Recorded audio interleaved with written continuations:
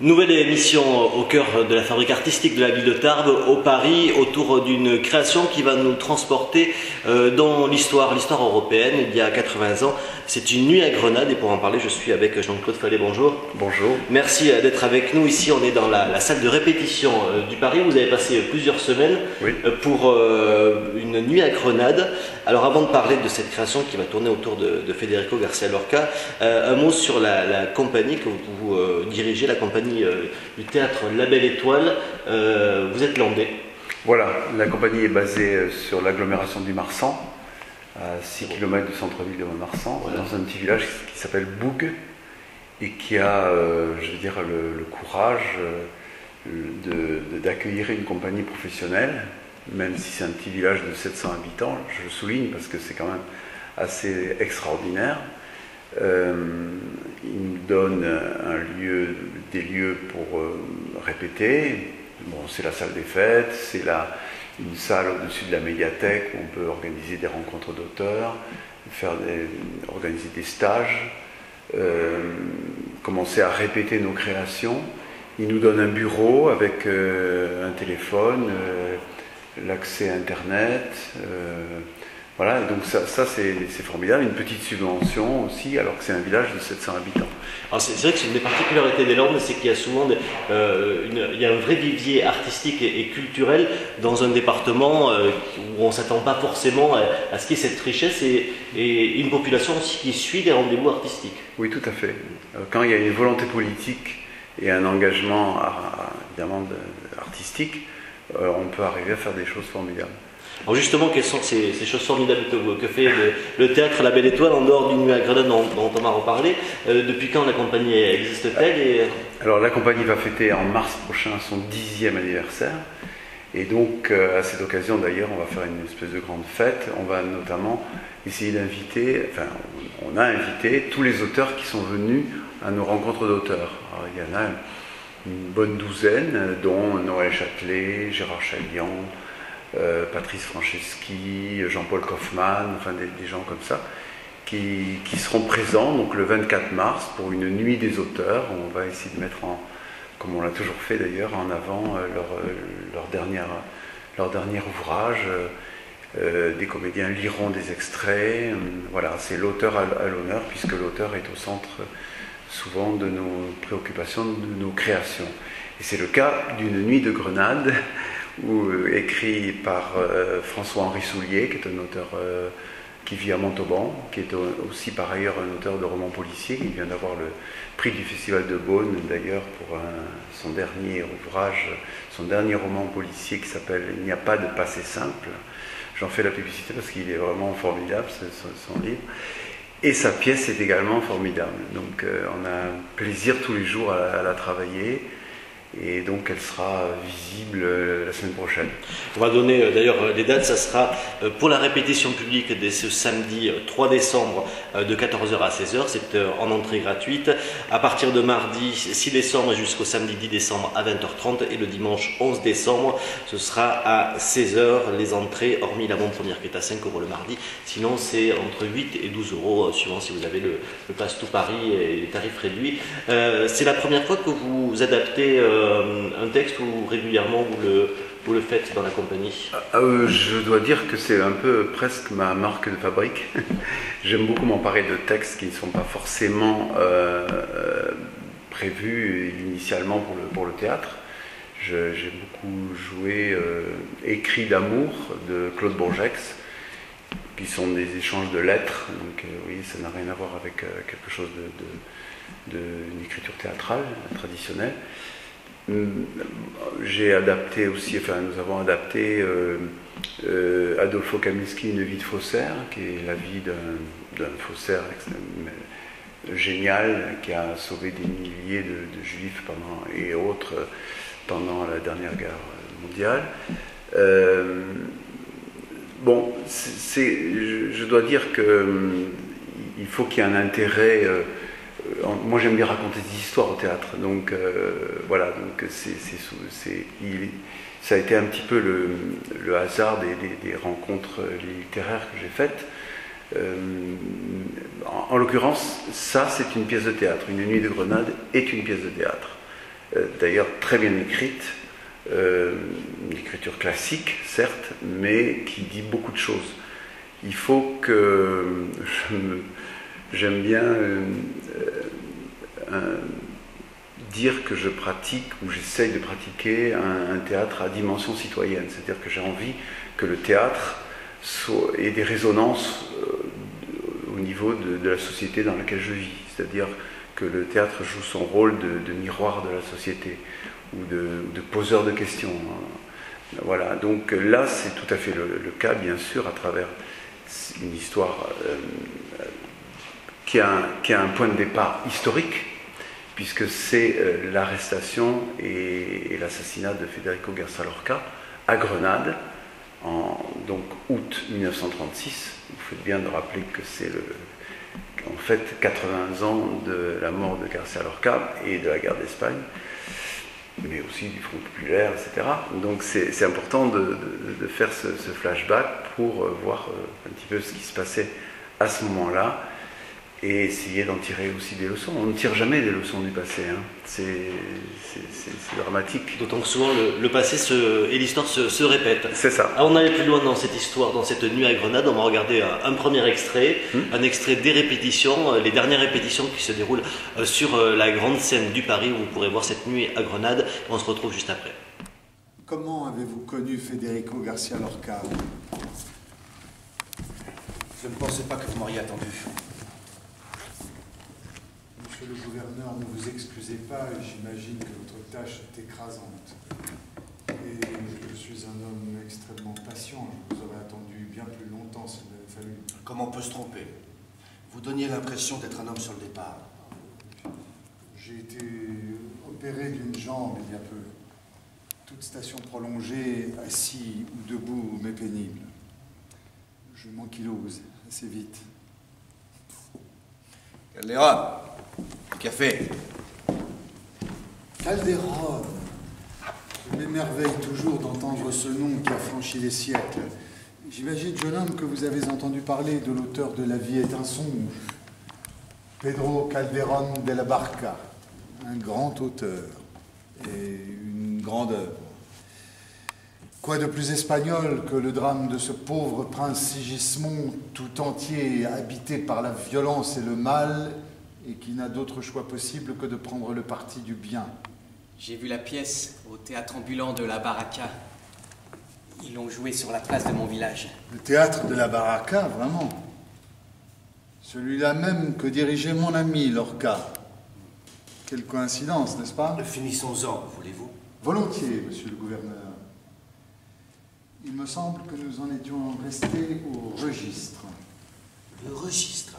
Celui qui a été tenu pendant votre absence.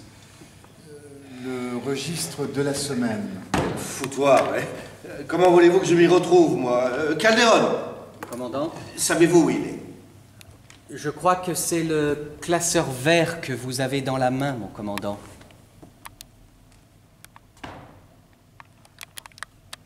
Vous vouliez des nouvelles de García Lorca.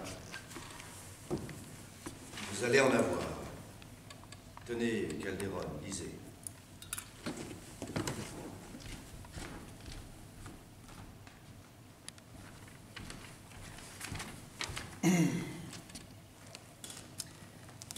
Mardi 16 août 1936. Il a été procédé à l'arrestation de monsieur Federico García Lorca dans la maison appartenant... On s'en fout, sautez tout ça. Lisez directement la lettre de dénonciation. Aux autorités compétentes de Grenade. En tant que nationaliste et patriote, participant dès la première heure au soulèvement national, mon devoir de citoyen est d'informer les autorités des faits concernant les agissements du nommé Federico García Lorca, connu pour son œuvre littéraire subversive et de nature à pervertir le peuple par le poison de son idéologie marxiste, judéo-maçonnique. Il a fait plus de mal avec ses livres que d'autres avec des revolvers. L'individu Lorca a approuvé l'assassinat de Calvo Sotelo par les terroristes rouges. Il fait partie de l'association des Amis de Moscou et peut être à juste titre considéré comme un espion à la solde des soviétiques. Il se trouve, en outre, avoir été secrétaire personnel de Fernando de los Ríos. J'ajoute que ce monsieur Lorca, dont nous avons déjà dénoncé la sexualité défaillante, est un homosexuel de notoriété publiquement connu. Il a trouvé refuge au numéro 1 de la rue de l'Angle, dans la demeure des phalangistes Rosales, dont on est en droit de se demander quelle est la raison qui les pousse à cacher un rouge sous leur toit. La lettre est signée Ramón Ruiz Alonso, ex-député de la Confédération espagnole des droits autonomes.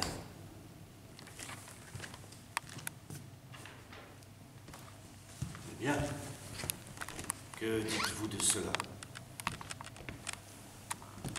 Ma foi, j'en dis que tout cela est bien mal écrit. Le style est emphatique, prétentieux, sans parler de la grammaire défaillante. Je ne vous demande pas votre avis sur la forme, mais sur le fond de cette lettre. C'est tout ce qui m'intéresse. Il ne s'agit pas d'un débat artistique. Certes, monsieur le gouverneur, certes. Rassurez-vous, je ne m'y trompe pas. Ce vieux débat entre la fond et la forme n'a d'ailleurs pas de sens à mes yeux. La forme est toujours la forme de l'esprit, un moule fidèle de la pensée qu'il a produite. Où voulez-vous en venir? À ceci. L'auteur de ce chiffon, qui n'est pas un écrivain, s'érige en accusateur d'un poète qui le dépasse de 100 coudées. Nos œuvres sont notre trace. La trace de M. Lorca est celle d'une étoile, tandis que cette traînée de barbe est celle d'une limace. Que voulez-vous que vaille l'opinion d'une limace qui jugerait une étoile? Cette lettre renferme des faits avérés, des accusations précises. Alors voilà un premier extrait, on en verra un autre dans quelques instants. C'est quasiment un huis clos que vous avez mis en scène sur la grande scène, puisque on a vu cette tente militaire qui est installée, oui, avec ce trio d'hommes qui vont se confronter pendant toute la pièce autour de Federico García Lorca, de son œuvre, de son histoire, de ce qu'il est aussi. Voilà, c'est plus, ça part donc, comme je l'ai dit, d'un fait historique. On arrête García Lorca et son ami Manuel de Falla, un immense artiste aussi, qui vivait donc à Grenade en même temps que lui, vient faire la démarche auprès du commandant Valdés pour essayer de le libérer.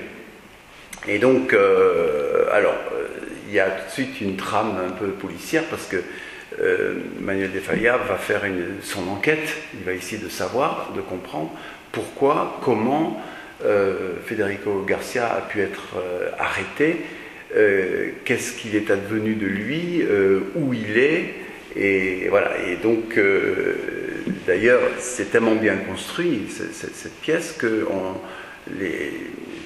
des gamins à qui on a lu la pièce se demandent si vraiment García Lorca est mort ou pas. Donc, parce qu'il y a vraiment un suspense comme ça qui est mené tout le long de la pièce. C'est un peu comme Colombo, on connaît la fin, oui, mais on veut savoir comment ça se passe. On oublie le dénouement. Voilà, et c'est une occasion de confronter la pensée totalitaire avec l'artiste. Voilà, tout simplement. Enfin, tout simplement. C'est-à-dire qu'on se rend compte, si vous voulez, que chaque fois qu'il y a un régime totalitaire qui se met en place, la première cible, c'est quand même un peu l'artiste. L'artiste, celui qui exprime des idées, c'est l'intelligence, en quelque sorte. Hein, donc, qui est mise à mal et qui est tout de suite suspecte et qui justifie des emprisonnements arbitraires, etc. On le voit aujourd'hui encore. Hein. Il y a des journalistes, par exemple en Turquie, un journaliste français qui est emprisonné parce qu'il a peut-être dit trop ce qui se passe vraiment, il a dit peut-être trop fort ce qui se passe vraiment. Allez, bon, alors c'est cette confrontation-là qui est menée entre cet immense artiste qui est Manuel de Falla et le commandant Valdés. Il y a un troisième personnage qui est très intéressant, qui est le jeune phalangiste, secrétaire du commandant, et qui va, on verra, aussi jouer un rôle très important. Alors je vous propose de regarder un second extrait et puis ensuite d'accueillir les comédiens qu'on pourra découvrir sur la scène du Paris dans quelques jours, hein, puisque ça commence dans une poignée de jours désormais sur la scène du Paris à Tarbes. S'il vous plaît, monsieur Calderon. Monsieur? En me conduisant ici, vous m'avez laissé entendre que le nom de Lorca ne vous était pas inconnu. Avez-vous vu une de ses pièces? J'ai lu Yerma et j'ai assisté à une représentation de Noces de sang, monsieur. Vous, Calderon, vous allez au théâtre? Oui, mon commandant. J'y suis allé 1 ou 2 fois. Monsieur le gouverneur, quelque chose me laisse penser que le témoignage de ce jeune homme pourrait, plus que le mien, vous renseigner sur la vraie nature du poète. Un authentique artiste donne toujours le plus profond de lui dans son œuvre. Le public populaire s'y trompe rarement. Mais pourquoi pas?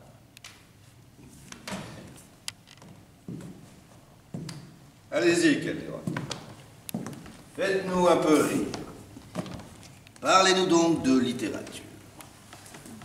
Dites-nous, s'il vous plaît, ce que vous pensez des femmes dans le théâtre de Lorca. Je trouve que ce sont des femmes de feu et de cendre. Elles habitent un incendie. Et elles sont belles comme des fiancées et douloureuses comme la Vierge. Et pour moi, elles sont 2. 2? Oui, elles sont comme ma mère et comme ma sœur. On dirait que l'une a le rire insouciant de ma sœur et l'autre le rire inquiet de ma mère, mais elles sont comme de la neige sur des braises ou du sang sur un nuage. Et elles cachent leur liberté sous une mantille noire et portent une croix dans le cœur. Vous êtes surmené, Calderon? Je vous prie de m'excuser, mon commandant, je ne sais pas parler de ces choses. Admirable. Vous en parlez très bien, jeune homme. Monsieur le gouverneur, connaissez-vous une femme en Espagne qui ne porte pas une croix dans le cœur? Les femmes que je connais s'allongent pour recevoir le mal et se lèvent pour ranger la maison. En d'autres termes, c'est ce que dit Lorca.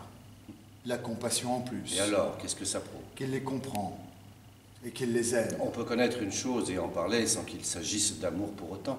Tenez, personnellement, je suis intarissable au sujet des rouges. Dois-je en conclure que je les aime? Qu'en dites-vous, Calderon? Ce serait très exagéré, mon commandant. Voyez-vous, monsieur Fayard, même si je l'ai laissé peu paraître, j'ai été frappé par votre démarche. Et croyez bien que je prends en considération votre requête. J'ai même poussé le scrupule jusqu'à aller faire un détour tout à l'heure du côté de nos archives. Mon prédécesseur n'avait pas que des défauts. Il avait un sens de la documentation tout à fait exemplaire. Comme vous pouvez l'imaginer, toute cette paperasserie concerne votre avis. J'ai ici quelques sujets particulièrement édifiants au sujet de la pièce Yerma. Tenez, Calderon, vous qui semblez doué pour les belles lettres, faites-nous un peu de lecture.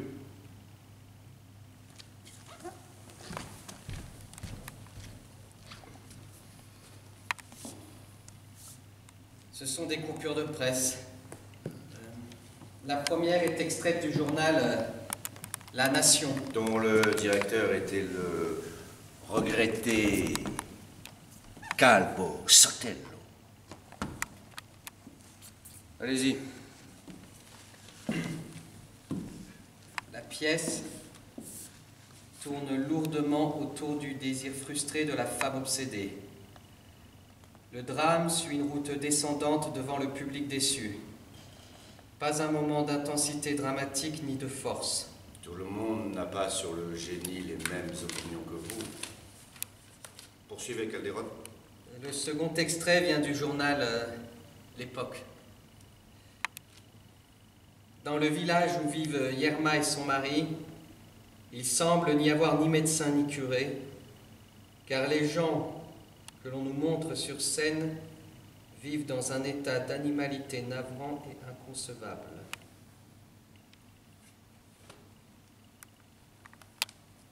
Voilà. Le généreux poète amoureux de l'Espagne. Voilà. Le catholique. Voilà. L'homme de cœur.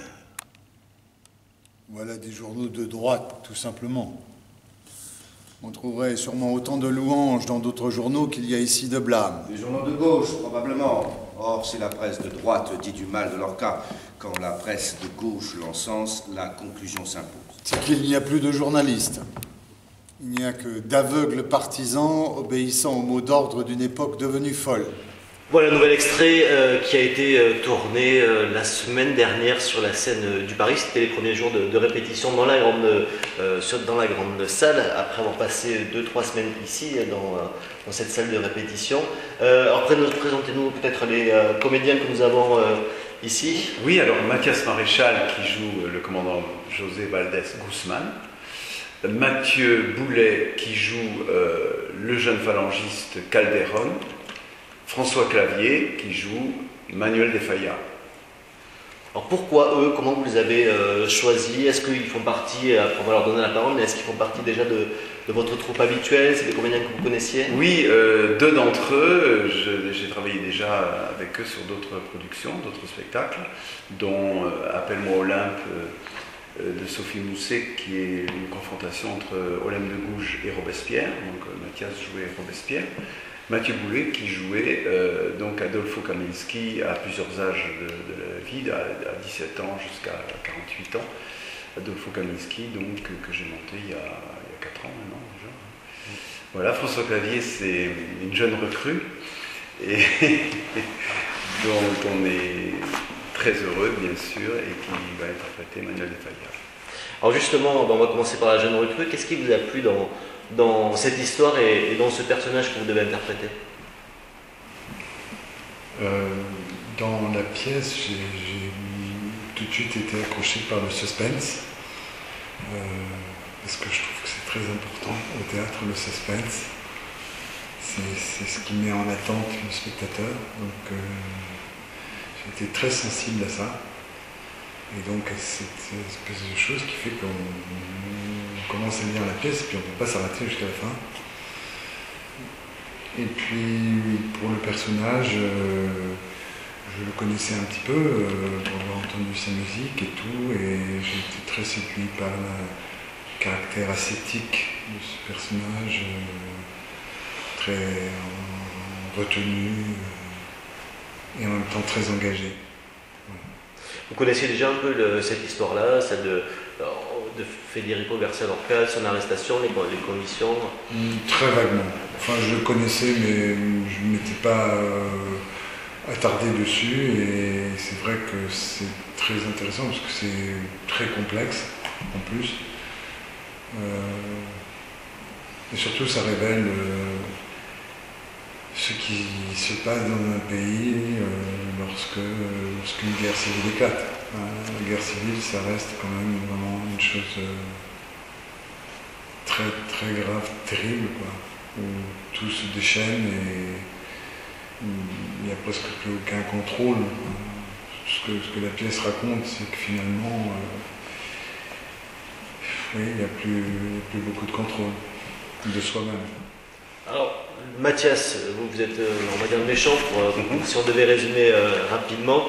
Là encore, qu'est-ce qui vous a plu dans ce personnage, dans cette histoire? Moi, c'est pas vraiment le personnage qui m'a plu au départ. C'est comme François, c'est l'histoire du poète Lorca, c'est ce que défend ce théâtre-là. Je pense que c'est un théâtre assez engagé, assez... voilà, il y a une telle oppression en ce moment dans le monde, à travers le monde, et c'est ce que défend Jean-Claude à travers ça. Et c'est le message de la pièce qui est très fort. On est tous les trois. Et Valdés, oui, c'est un méchant, mais comment devient-on tyran? on essaie de ne pas être manichéen, le metteur en scène et les acteurs, et d'essayer non pas de comprendre ce tyran qui était le gouverneur, mais de comprendre comment, voilà, ce type avait un cancer de l'estomac, c'était un, je ne suis pas en train de justifier, attention, avait été un enfant battu, je pense que c'était quelqu'un de relativement paumé, comme je ferai peut-être une mauvaise comparaison, comme certains jeunes générations qui sont un peu dépourvues de tout en ce moment, qui partent dans le djihad, et je pense que c'est ce même genre d'humains qui sont paumés et qui, à un moment dans leur vie, malheureusement, font de mauvais choix. Et voilà Valdés. Donc je suis acteur, je dois défendre ce personnage, mais au service de la liberté, enfin, voilà, et de la pensée. Et puis peut-être un personnage un peu plus entre les deux, au moins dans l'extrait qu'on vient de voir, Mathieu, hein, c'est à la fois quelqu'un qui est du côté de l'oppression, mais qui connaît l'œuvre de Federico García Lorca, qui est peut-être sensible aussi à son œuvre, à ce qu'il est. Comment on arrive à interpréter un rôle qui est peut-être un peu plus ambivalent? En fait, je ne me suis pas trop posé la question. Alors c'est vrai que donc, moi, mon personnage, c'est le jeune phalangiste. Enfin, il est jeune, hein, comme je le suis. C'est la magie du maquillage. Oui, voilà. Et donc, effectivement, je suis au service du commandant Valdés. En même temps, la poésie de Lorca m'a touché. Et Manuel de Falla me touche de par sa vision aussi du monde. Donc, je suis pris entre deux visions du monde. Et il ne s'agit pas en fait de jouer l'ambiguïté, il s'agit juste d'être dans la situation, dans l'action, tout simplement. Et c'est l'action qui nous révèle à nous-mêmes, en fait, hein, c'est comme dans la vie. Mais nourri de plein de choses derrière qui font qu'à un moment donné, je fais un choix. Bon, ça, on l'apprend vite dans la pièce, donc je veux sauver Federico García Lorca avec Manuel de Falla, mais tout en ne sachant pas où est ma place véritablement.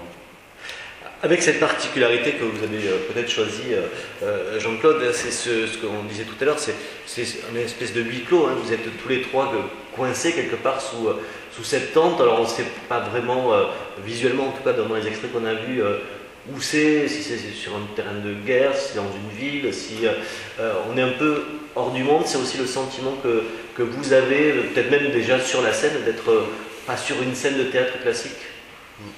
Réponds qui veut. Tout à fait. Non, moi je sais pas, oui, tout à fait, c'est le choix du metteur en scène. Je pense que cette histoire est universelle, qu'elle s'est passée à Grenade en 1936, mais elle peut se passer maintenant en 2016 en Syrie. Voilà, je pense que c'est un choix du metteur en scène, et voilà, l'oppression existe encore à l'heure actuelle. Et peut-être même dans une, je sais pas, dans un bureau de maire, dans une commune en France. C'est ce que vous disiez au début, c'est que c'est aussi des choix politiques de privilégier la culture. Oui. Ça peut l'être aussi malheureusement de lui couper les subventions ou de l'empêcher de s'exprimer. C'est ce côté universel aussi, François, qui vous a plu dans ce personnage, dans cette scène? Oui, je crois que cette pièce nous parle aussi d'aujourd'hui. Et puis de la tolérance. La question de l'homosexualité qui est au cœur des débats actuels en France. Et les choses ont un tout petit peu évolué, mais pas beaucoup. C'est vrai qu'en 80 ans, peut-être à part le côté guerre civile, malheureusement, les questions de société sont parfois un peu les mêmes. Mais encore la guerre civile, il faut être prudent parce que les choses se tendent beaucoup dans notre pays et on n'est pas à l'abri du tout de ce qui a pu se passer en Espagne ou en Yougoslavie, en ex-Yougoslavie il n'y a pas si longtemps que ça. Ou aux États-Unis, aux dernières élections. Puis ce qui est important, moi ce que j'ai vraiment voulu poser comme question, je parlais tout à l'heure de poser des questions, c'est que ce sont des questions humaines. C'est-à-dire que ce sont trois destins, trois êtres humains, dans une situation comme ça, d'exception horrible, comme on l'a dit, de la guerre civile, etc. C'est comment chacun va résoudre cette problématique à laquelle il est confronté. Aucun des personnages n'est manichéen. On parlait tout à l'heure de méchants, non, il n'y a pas de bon d'un côté, de méchant de l'autre. Il y a trois personnes qui vont apporter chacune leur solution, c'est-à-dire en fonction de leur histoire, de leur frustration, de leur désir, de leur retard. voilà, et ça me paraît très, très important de parler de la vie intérieure, en fait, de chaque individu. Et donc ça sera à voir sur la scène du Paris, samedi 3 décembre, donc pour la répétition publique de 14h à 16h, c'est en entrée gratuite. À partir du mardi 6 décembre jusqu'au samedi 10 décembre à 20h30 et le dimanche 11 décembre à 16h, toujours sur la scène du Paris. Dites. Non, juste, je voulais simplement rajouter qu'il y a 3 scolaires, et pour nous c'est très important parce que de proposer ça à des jeunes, parce que c'est justement poser ces questions à des jeunes gens, il y aura des débats certainement après, et c'est organisé aussi non seulement par le Paris, mais aussi avec un partenariat avec la Ligue de l'enseignement de Tarbes, des Hautes-Pyrénées, donc qui organise deux scolaires, je crois, qui auront lieu le mardi, enfin les scolaires pour nous, puisqu'on va jouer 2 fois dans la journée, donc c'est un peu une performance pour les acteurs. Donc il y aura mardi, jeudi et vendredi, je crois. D'accord, donc ce sera avec les écoles, c'est ça. Pas ouvert au grand public, mais en tout cas les enfants des écoles de Tarbes et de l'agglomération auront l'occasion de venir voir ce spectacle. Avec un travail de sensibilisation, on fera un bord de scène après, etc. Parce que c'est aussi une des particularités du Paris, même pour le grand public, il y a un bord de scène, vous avez l'occasion de rencontrer les acteurs, le metteur en scène après le spectacle et discuter avec eux. Un dernier mot, peut-être pour dire d'abord que la pièce sera sûrement jouée à Boug dans les Landes et qu'elle tournera, on l'espère, sur nos 2 régions, Occitanie et Nouvelle-Aquitaine. Voilà, il est prévu aussi qu'on joue à Paris une série de représentations du 18 avril au 11 mai. Où ça, au 12 mai, enfin exactement c'est à Nanterre, au théâtre La Forge. Voilà, avec lequel on a un partenariat, où on a déjà fait une résidence. Et voilà, donc on est très heureux aussi de présenter ce spectacle à Paris. Un dernier mot sur le Paris ici, vous avez découvert le lieu, cette fabrique artistique. Qu'est-ce que vous en pensez? C'est une question traditionnelle pour les compagnies qui ne sont pas des Hautes-Pyrénées, qui sont accueillies ici. C'est un lieu qui vous plaît? On en pense. C'est génial. Vous avez le droit de dire Non, c'est comme à la maison en fait. On arrive et on se sent tout de suite chez soi, ce qui fait que pour créer, on se sent libre et c'est un formidable outil. Hein. C'est génial. Hein. Puis l'équipe. Ouais, on est une super équipe. Voilà. On est aux petits soins. Ouais. L'équipe est vraiment un petit soin pour nous. Donc on n'a pas l'impression de déranger, on arrive, bon, parce qu'il y a des lieux, on a toujours l'impression qu'il faut faire attention, il faut marcher avec des patins sur le plateau et tout, après il faut cirer. Là, non, là, on peut vraiment, il y a vraiment une liberté, quoi. Arriver avec toute sa boue et toute son voilà. Après, si vous voulez faire un coup de ménage avant de partir, c'est pas aussi. Un mot sur l'exposition, puisqu'il y a toujours une exposition en parallèle, c'est l'exposition de Miguel Maynard, Pastel sur papier, qui est à voir jusqu'au 16 décembre en entrée gratuite. Et il y a eu toute une série de rendez-vous aussi proposés en partenariat avec le Festival Ibéro-Andalou dans le cadre de cette résidence. Merci messieurs d'avoir été avec nous pour cette émission. Merci à vous. On invite bien sûr tous nos spectateurs à venir voir cette résidence au Paris. J'en profite pour remercier moi aussi toute l'équipe de Tarbes en scène et du Paris à Tarbes qui nous permettent, et de la mairie Tarbes qui nous permettent de réaliser cette série d'émissions. On se retrouvera normalement pour la prochaine résidence avec du théâtre en anglais, The Real Importance of Beginnerness. Vous le comprenez, je ne parle pas un mot d'anglais, donc on verra comment on va faire d'ici là. En attendant, rendez-vous avec une nuit à Grenade du 6 au 11 décembre. Au revoir. Au revoir.